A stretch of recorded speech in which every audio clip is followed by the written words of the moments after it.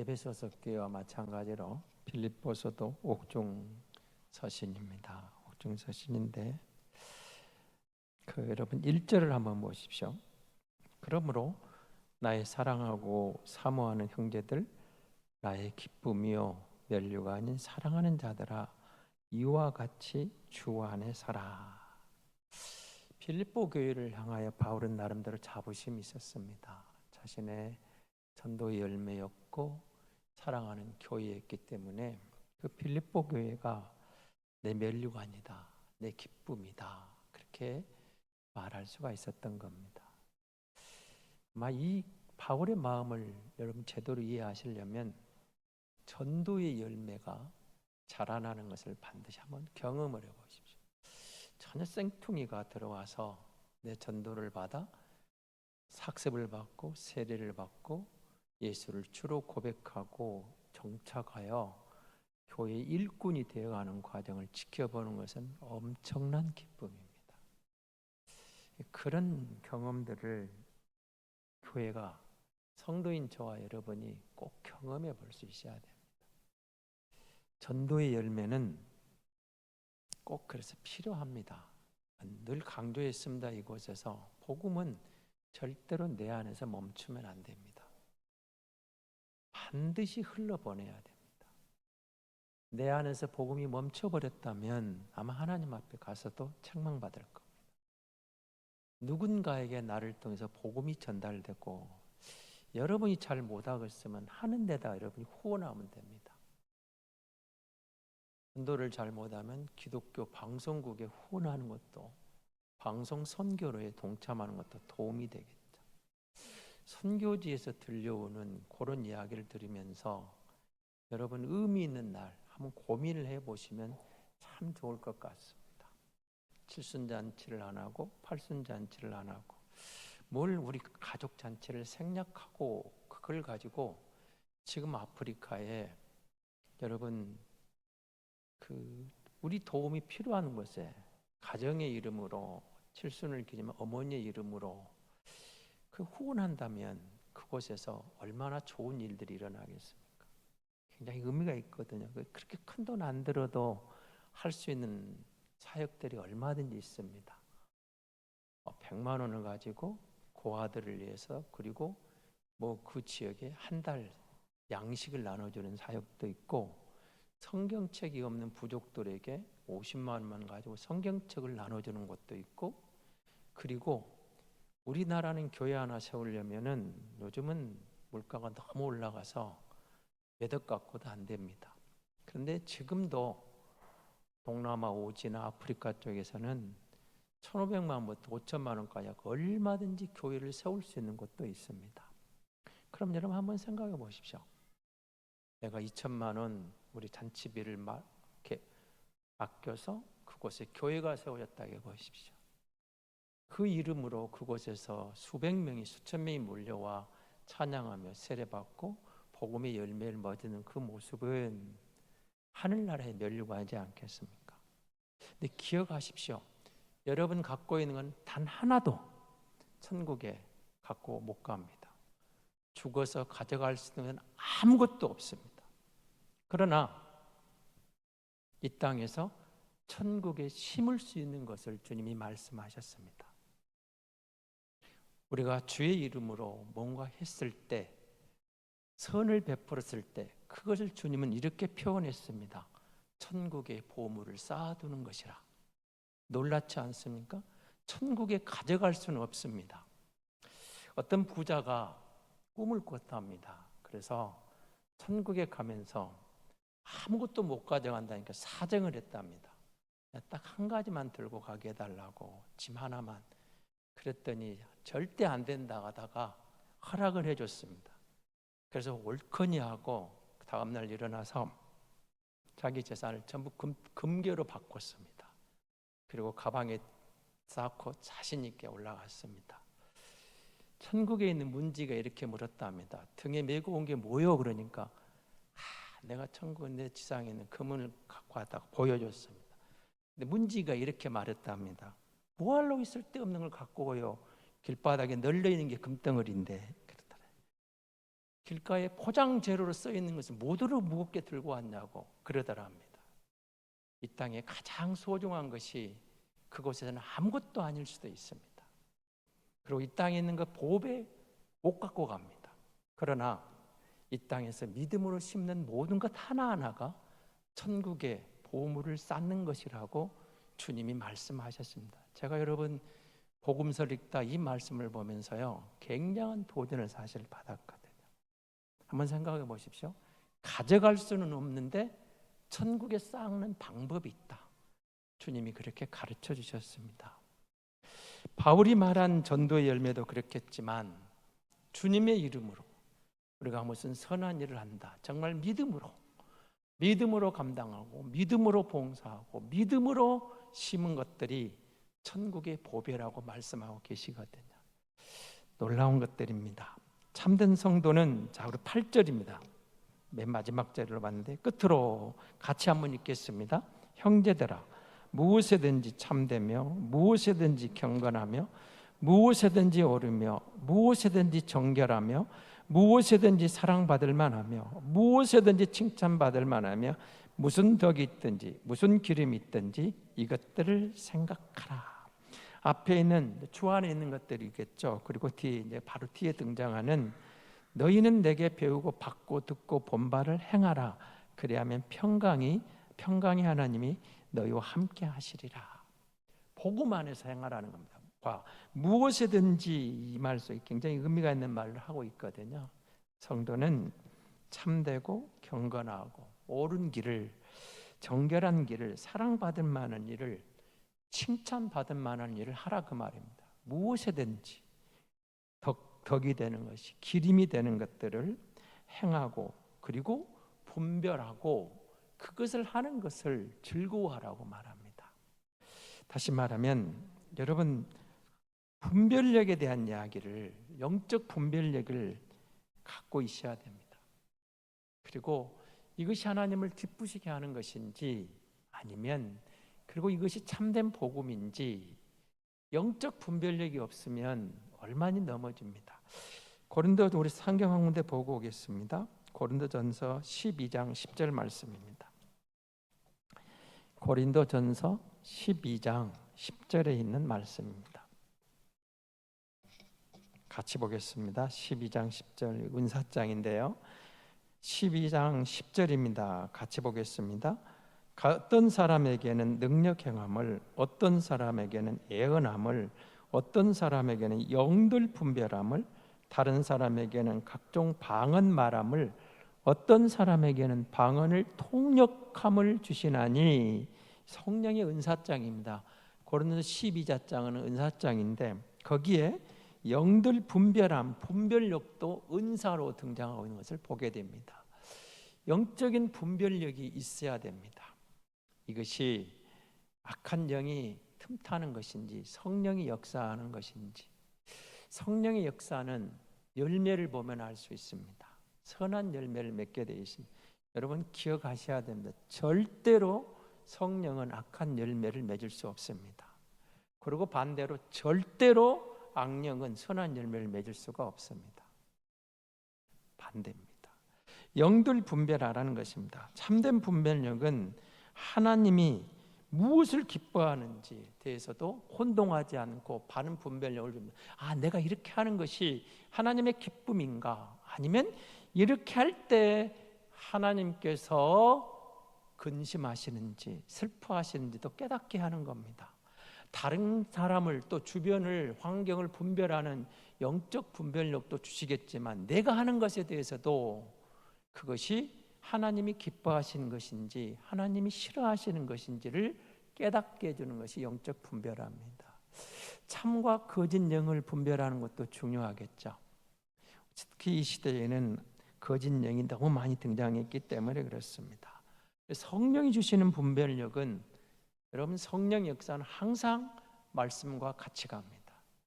말씀과 입에 대는 것을 성령이 지시하지 않습니다. 말씀을 깨우쳐 주시고 말씀을 깨닫게 해주시고 그래서 정말 그 말씀을 우리에게 분별하게 해주시는 것이죠. 그래서 우리가 깨닫는다, 분별력이 있다 할 때는 복음이 아닌 것을 걸러낼 수 있는 지혜가 생깁니다. 그건 복음이 아니야. 그래서 여러분, 교회 안에서도 진리 안에서 양보할 수 없는 어떤 절대 진리는 양보나 타협의 대상이 아닙니다. 그러나 그런 것이 아니라면 우리가 흔히 말하는 다른 것에 대해서 우리 각 사람이 다를 수밖에 없죠. 같을 수가 없습니다. 다른 것은 서로 포용하고 가는 겁니다. 그러나 틀린 것에 대해서, 복음이 아닌 것에 대해서, 절대 진리를 거스르는 것에 대해서는 단호하게 아니다라고 들어올 수 없게 막아야 됩니다. 교회 안에는 복음이 아닌 다른 것이 있더라도 자리 잡으면 안 됩니다. 오직 예수 안에서 우리는 비본질적인 것. 그래서 정말로 교회의 모든 삶이, 교회의 모든 활동이 하나님의 기쁨이라 말하는, 다른 말로 말하면 예수 그리스도를 영화롭게 하는 겁니다. 예수 그리스도를 영화롭게 하는 것이 아니라면 우리가 삼가해야 되는 것이 되겠죠. 그래서 바울은 성령의 분별을 통해서 이렇게 말하는 겁니다. 참된 것인지, 경건한 것인지, 옳은 것인지, 정결한 것인지를 구별하고 분별해서 그걸 행하라는 겁니다. 그래서 우리는 거짓을 따를 수 없습니다. 불경건한 것을 들여오면 안 됩니다. 옳지 않은 것을 가져오면 안 됩니다. 부정한 것을 하나님 앞에 내어놓을 수가 없습니다. 왜냐하면 하나님은 거룩하신 하나님이기 때문에 여러분, 하나님을 하나님으로 인정해 드리는 것이 교회고 성도가 되어야 됩니다. 하나님 앞에서 불경건한 것은 용납이 될 수가 없습니다. 그리고 성령의 분별을 통해서 우리가 지혜롭게 되기를 원했던 것이죠. 성령의 사역이 있죠. 예수 그리스도의 말씀을 생각나게 하고 깨닫게 한다고 그랬습니다. 복음을 생각나게 해줍니다. 복음을 깨닫게 해주십니다. 그리고 그 깨달은 말씀을 가지고 정말 주님의 음성인지 낯선 음성인지도 분별하게 하시는 겁니다. 내 양은 내 음성을 듣는다고 그랬습니다. 선한 목자 예수는 성령을 통해서 당신의 음성을 들려주시는 겁니다. 그리고 그걸 깨우쳐 주시는 겁니다. 그래서 주님의 참된 양들은 목자의 음성을 분별할 수 있어야 됩니다. 그리고 그 분별력을 가지고 하나님께 영광을 돌리고 그 분별력을 가지고 행할 때 하나님과의 밀접한 관계가 드러나게 되는 것이죠. 하나님의 기쁨이 되는지 아닌지를 말입니다. 그리고 정말로 우리는 하나님의 영광을 구할 때 우리는 하나님과 동행하는 성도인 것을, 사람인 것을 누군가가 알아보게 됩니다. 저 사람은 경건한 사람이야. 저 사람은 진짜 예수쟁이야. 그렇게 여러분, 아직까지 누구에겐가도 그런 소리를 듣지 못했다면 회개하셔야 됩니다. 누군가로부터 어쩐지 예수쟁이 같더라, 그런 말을 들을 수 있었던 경험이 있는가 한번 생각해 보십시오. 어쩐지 다르더라, 어쩐지 예수 믿는 것 같더라, 어쩐지 얼굴 보니까 뭔가 같더라, 권사 같다, 목사 같다, 장로 같다. 근데 나쁜 쪽이 아니고 좋은 쪽으로 당신을 보니까 그래, 어쩐지 예수 믿는 티가 납니다. 이런 소리를 아직까지 한 번도 못 들었다면 한번 깊이 생각해 보셔야 됩니다. 생각해 볼 필요가 있습니다. 주님을 향한 참된 순종 속에는 주변에 그런 칭찬을 듣게 돼 있고 그런 열매를 보게 됩니다. 영적 분별력, 그렇게 말했는데, 그러면 한 군데 보고 오겠습니다. 사무엘상 15장 1절입니다. 구약 성경 보겠습니다. 사무엘상 15장 11절에 있는 말씀입니다. 사무엘상 15장 11절입니다. 같이 보겠습니다. 사무엘상 15장 11절에 있는 말씀입니다. 내가 사울을 왕으로 세운 것을 후회하노니 그가 돌이켜서 나를 따르지 아니하며 내 명령을 행하지 아니하였음이라 하신지라. 사울이 근심하여 온 밤을 여호와께 부르짖으니라. 아멘. 여러분, 하나님이 사울을 왕 삼으신 것을 후회한다, 이런 표현이 등장합니다. 여러분, 하나님의 말씀의 분별력 속에는 우리를 지혜롭게 하는 게 있고 어리석게 하는 것을 분별해 나가는 겁니다. 하나님의 말씀은 우리에게 하나님의 말씀을 읽다 보면 어리석은 것들이 무엇인가를 가르쳐주고 지혜로운 것이 뭔가를 분별하게 해주십니다. 그러면 성경이 말한 지혜가 뭐죠? 여호와를 경외하는 것이 근본이라고 잠언은 우리에게 교훈을 줍니다. 근데 지혜로운 사람은 하나님을 경외하고 하나님을 인정하고 산다, 그 말입니다. 근데 어리석은 사람은 어떤다는 거죠? 하나님을 경외하지 않습니다. 그러니까 여러분, 하나님의 말씀을 읽다 보면 어리석음에 대한 이야기가 나오고 지혜로움에 대한 이야기가 등장을 합니다. 성경에서 가장 어리석은 사람으로 등장한 사람이 사실은 사울 왕입니다. 지혜로운 사람을 그에 비교하지 다윗과 여러분 지혜의 왕 솔로몬을 말합니다마는 사실은 솔로몬은 마지막에 실패한 사람입니다. 그의 말년은 철저하게 실패했습니다. 성전을 짓고 앞에 전반부는 성공했지만 후반부는 지혜의 왕 다윗은 지혜의 왕 다윗답지 않게 솔로몬답지 않게 실패한 마지막을 보내게 됩니다. 그러나 다윗은 하나님이 인정하시는 왕들의 표준이 됩니다.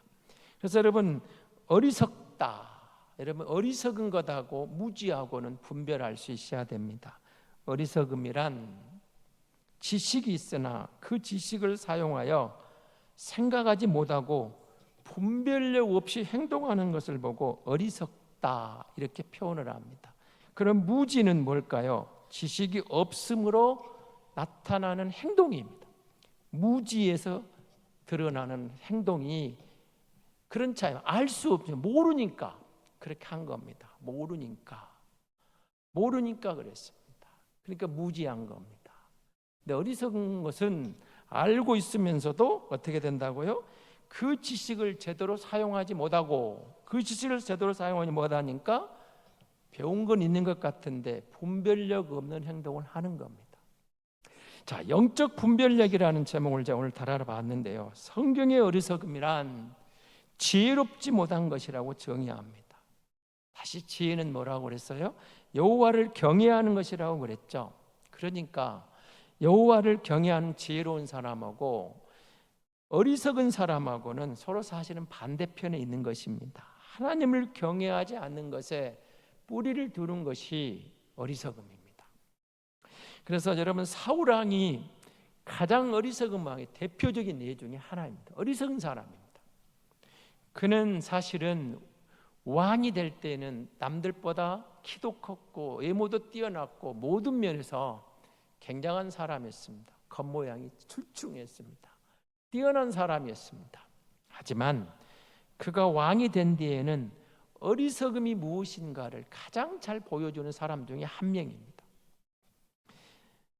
그는 지도각이 어리석은 사람입니다. 그의 어리석음은 하나님의 뜻을 분명하게 알면서도 의도적으로 불순종했습니다. 그 어리석음의 뿌리는 하나님 앞에서 회개할 줄 모르는 마음에서 나왔고 결국 그는 하나님을 경외하지 않고 자신의 영광을 드러냅니다. 다윗이 철저하게 하나님의 영광을 드러냈다면 사울 왕은 철저하게 자신의 영광을 드러낸 사람입니다. 그래서 사무엘 선지자가 울고 그를 찾아가는 이유가 있었죠. 하나님, 오늘 우리가 읽은 사무엘상 15장 11절을 말하면 하나님이 후회하시는 보고 사무엘 선지자는 눈물이 나온 겁니다. 어떻게든 사울 왕에 대한 뭔가를 돌리고 싶은 하나님의 마음도 돌리고 싶은 마음이 있었습니다. 그런데 그때도 사울 왕은 뭐라고 했었냐면 자기가 승리한 것에 대해서 성전비를 세우려고 가고 있었던 겁니다. 얼마나 어리석은 짓인지 모릅니다. 그는 자신의 이름을 내기 위해서 기념비를 세우기 위해서 하나님의 말씀을 저버렸습니다. 내 이름을 내기 위해서. 사울이 하나님을 몰랐을까요? 하나님이 가 왕이 된 것도 알고 있었고 여호와가 누군가를 알고 있었던 사람입니다. 그렇지만 왕이 된 다음에 그는 자기 이름을 내는데 급급했습니다. 하나님의 이름을 드러내지 않았습니다. 회개할 줄도 몰랐습니다. 하나님의 영광을 철저하게 그는 애면해 버렸습니다. 회개할 줄 모르면 하나님께 영광을 돌릴 수가 없겠죠. 그리고 진심이 없는 것에 대해서 하나님은 사울을 왕 세운 것을 후회했던 것입니다. 내가 사울 왕을 왕 삼은 것을 후회하노라. 사실은 사울이 왕이 된 것 자체가 전적인 하나님의 은혜였습니다. 하나님이 그를 택하셔서 은혜 삼고 은혜로 왕을 삼아서 그를 통해서 하나님은 영광 받기를 원하셨던 것이죠. 하지만 사울은 그걸 내면해 버렸습니다. 그리고 불순종하고 교만과 질투로 하나님의 뜻을 알면서도 외면합니다. 대표적인 게 다윗을 쫓아다니면서 죽이려고 했던 것. 사울은 알았습니다. 하나님이 자기 뒤를 이어서 자기 아들이 아니고 다윗을 들어서 왕을 삼으려는 것이 하나님이라는 것을 알고 있었습니다. 그렇지만 자신이 있는 모든 힘을 총동원해서 다윗을 찾아다닙니다. 왕을 세우기 위해서요? 아닙니다. 다윗을 죽이기 위해서입니다. 그의 철저한 불순종이었습니다. 하나님의 뜻을 알았어요. 알면서도 불순종합니다. 하나님 뜻을 알았어요. 알면서도 자기 고집을 꺾지 않았습니다. 제가 아마라는 말을 씁니다. 그때라도 하나님께 온전히 돌아섰더라면, 하나님께 회개했더라면, 하나님의 긍휼을 구했더라면 어쩌면 사울의 마지막은 아름다운 결론을 낼 수도 있었을 것입니다. 그가 하나님께 진정 회개하고 돌아서서 하나님의 긍휼을 구했더라면 설령 왕권이 다윗에게 물려질지라도 그의 후손들에게는 그 영광을 함께 누릴 뭔가를 저는 하나님이 허락해 주셨을 것이라 그렇게 봅니다. 그렇지만 그가 하나님의 뜻을 분명히 알면서도 그 뜻을 따르지 않고 불순종했을 때는 가문의 망함이었습니다. 멸망이었습니다. 그러나 다윗은 철저하게 하나님께 영광을 돌렸다는 사실을 우리는 누구보다도 잘 알고 있었습니다. 사울 왕이 정말로 하나님을 경외하고 하나님을 경외하는 지혜를 소유하고 있었다면 어리석음의 대명사가 되지는 않았을 것입니다. 사울은 지워진 왕이고 다윗은 지금까지도 기억되는 왕입니다. 아브라함과 다윗의 자손 예수 그리스도의 세계라. 그리스도 예수가 다윗의 후손으로 오셔서 진정한 그의 왕권을 이어가고 있는 것을 보게 됩니다. 하나님이 주셨던 다윗 언약은 실패한 것 같은 보이지만 하나님은 영적으로 다윗의 후손을 들어서 왕을 보내심으로 다윗 언약이 성취되었음을 분명하게 우리에게 보여주고 계시는 겁니다. 여호와를 경외하는 것, 이게 얼마나 어마어마한 복인가를 보십시오. 영적 분별력, 하나님을 무시하고 살아도 됩니다. 분별력이 없으면. 그러나 영적 분별력을 가지고 하나님을 인정하고 하나님을 기억하고 하나님을 경외하며 사는 것이 얼마나 큰 복인가를 사울을 들어서 다윗을 들어서 하나님은 우리에게 보여주고 계십니다. 저와 여러분이 생각하면 생각할수록 참 다행입니다. 예수 믿는 사람이 되었습니다. 그런데 진짜로 예수 믿읍시다. 진짜 예수쟁이 됩시다. 예수를 제대로 알고 제대로 믿읍시다.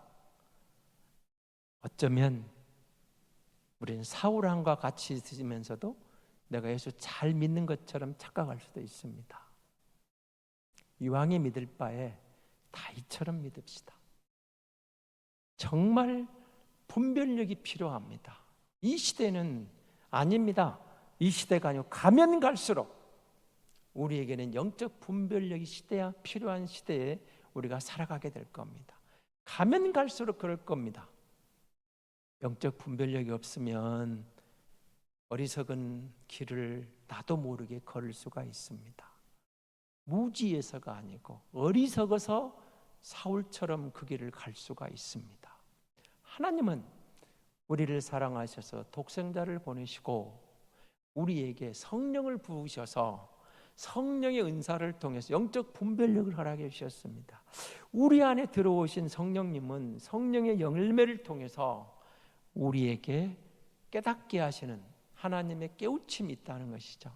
그래서 우리에게는 영적 분별력이 필요합니다. 깨닫는 마음을 달라고 하나님께 기도하십시오. 내 영안을 열어달라고 기도하십시오.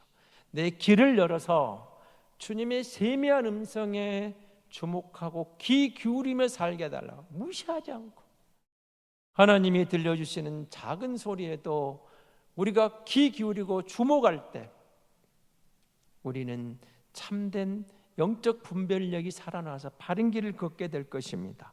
다시 한번 질문하고 싶습니다. 정말로 하나님을 경외하십니까? 아니면 하나님의 뜻이 아닌 줄 뻔히 알면서도 자기 고집 때문에, 교만 때문에, 자기 영광 때문에 계속해서 불순종의 길을 되풀이하는 어리석음의 노예는 되어 있지 않습니까? 심각하게 여러분이 한번 물어봐야 됩니다.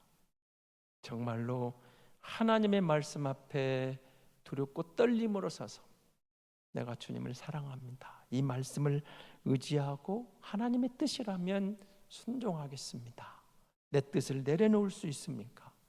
아니면 사울처럼 하나님의 뜻인 줄 뻔히 알면서도, 분명히 알면서도 자기 고집을 꺾을 수 없어서 그 고집이, 그 교만이 자기 영광을 추구하다가 결국은 망하는 길로 가는 사울의 길로 간다면 얼마나 불행하겠습니까?